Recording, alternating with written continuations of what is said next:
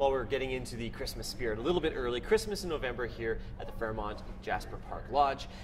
It's one of the biggest events that they hold every year. It's been going on for about 27 years, and it's kind of this opportunity to come down here and pre-holiday getaway, but you also get to learn how to entertain for the holidays. So it could be making appetizers, Christmas dinners, or meals for the holidays, maybe home decor, or cocktails with friends. Micah joining me, a flair bartender, and I've seen you do your stuff. It's pretty impressive. You were on the show this morning, but we thought for the BT Extra it would be something a little bit more, show people to make some more Christmas cocktails. So you've got a couple lined up for us. Where do you want to begin? Certainly, yeah. So having some creative cocktails over the holiday season really allows you to sort of elevate your guest experience at your holiday parties. Things more cheerful. Right? It just makes it a little more cheerful, have a little bit more fun. So we're going to do 2 cocktails that really showcase some of that holiday spirit, and so really focus on the Christmas holiday spirit. Okay. So one of the first ones we're going to do is we're going to do it cold, but you could also do this hot, and we'll talk about that afterwards. So with this one, we're going to use some Canadian Club 100% rye whiskey. So this one really has some great flavor notes, and we're getting back to the traditional way of having a Canadian whiskey, which has a lot of flavor in itself, just being distilled from rye. So we're going to use that. We're going to use a little bit of maple syrup, and we're going to have some different spices that you have in your house: cinnamon, nutmeg, whatever sort of spices that you want. Like Christmas. So you can really smell that Christmas. Exactly. So we're going to use this. So we're going to build this in a shaker. If you want to pass one of those glasses, perfect. We'll have that into there. So we're going to start off. We're going to add in 1 ounce of our Canadian Club 100% rye. Oh, you're measuring now. This morning you weren't measuring. A lot of times, you know, you can sort of guess, you can play around with it, but when you have time, let's work on the proportions, and you don't have a speed spot. It's always easier to measure. So then we're going to put in a couple of teaspoons of maple syrup. So I don't this think is legit maple syrup, legit corn syrup. Yeah, legit maple syrup straight from Quebec. So we're going to put cinnamon in there. I thought that was pepper. A little nutmeg. We've got it all mixed together in our sort of holiday spices that we have, and then we'll finish off that as well. And then what we're going to do is we want to put in some apple cider. So this is Angry Orchard apple cider. It's got some really great crisp, fresh apples. It's actually out of the States. It's the #1 selling apple cider there, and it really does give a great flavor in it. And surprisingly enough, you can mix it in cocktails, and that's what they're totally happy doing. So we're going to add in. I never think about using apple cider in cocktails. I always think of it, you drink it on its own. Yeah, absolutely. Or having like a little shot and then sipping, you know, and having a little bit of both. So I have that in there, sort of mix that all up. You didn't add too much. I didn't add too much, and we can always top off later once it's in the glass. But this is when we're shaking this up to get it really to infuse together. That's what I want to do with it. So we're gonna take our shaker tin, add lots of ice, cap it, and shake it up. Okay. Doing a thing. Looks like you need music in the background when you're doing that. There's music in my head already. You got to have a good shimmy, shimmy shake when you're doing that one. So then we'll take a glass,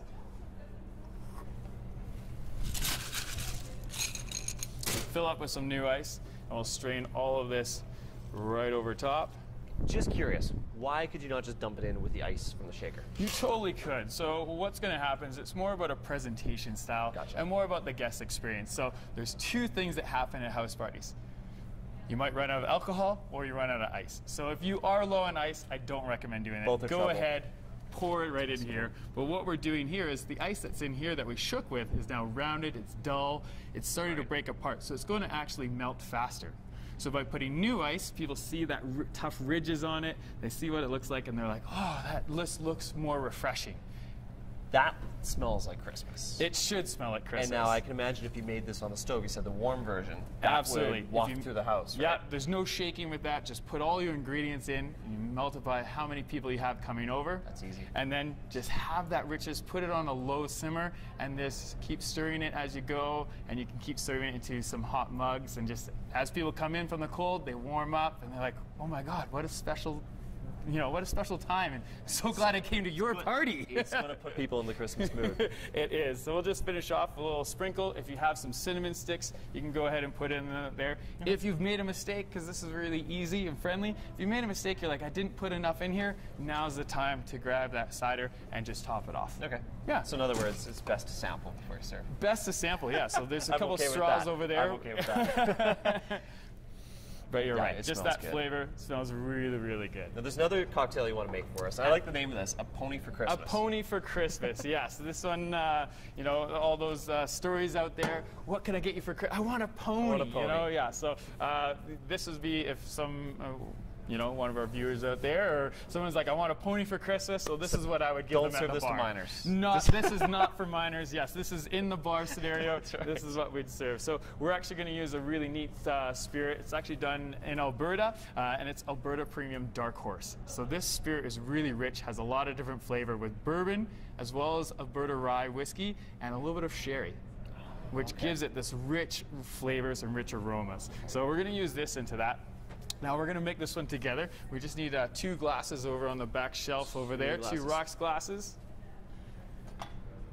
You're a great assistant. There we go. Perfect. You've done this before. Checking the cleanliness, make sure no finger marks. Not that I would ever expect them not to. Beautiful, just beautiful. That's right. Now we're going to add in a half wheel of orange. I'll let you do yours. All right. If you have tongs for people, our hands are clean, but you make your own. And then what we want to do is we add in some bitters. So these are just Angostura bitters.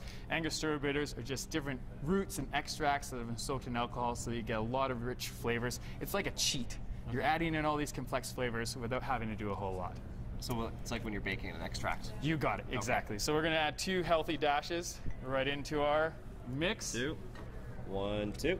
Perfect. If you do 3, that's just a little more flavor. It's okay. Yeah. We're going to muddle this up just right in the bottom of our glass. And when we're muddling, we just want to press down and give a quarter turn and just press all that juices out of our fruit and some of the oils that are in the skin, and just start that mixing with our bitters that are there. I love that term, muddle. Yes. Muddle our orange. So if you're familiar with the old fashioned, this is very similar to that, but we don't have the sugar in here because we don't need it in this particular cocktail, but very similar to making a modern day old fashioned. Okay. That looks great. Muddling is done. Perfect muddle. Well done. So now we're going to top up with some ice.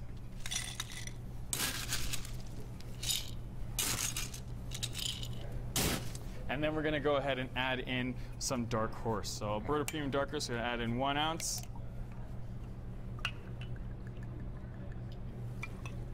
I'll let you, sir. You could add more if you wanted. Yeah. I like your style. Make sure you go to your parties. And then we're going to top off with some ginger beer. So have that all ready. And that ginger beer is just going to give it a nice zest, a nice little pop, and give it a little bit of some nice crisp flavor notes with it. I don't need to garnish this, and that's one of the things at your holiday parties is, does it need a garnish? A lot of times with this one, the orange wheel's floating right into it. If you prefer it and you want the look of it, you can always put another one just on the side, but it's all up for you. And this is a pony for Christmas. Cheers. Now, quick question. If you don't like ginger beer, some people just don't like ginger. Yeah. What could you use? Like ginger ale. Ginger ale. Yep. Canadian dry ginger ale is always a really good one with it.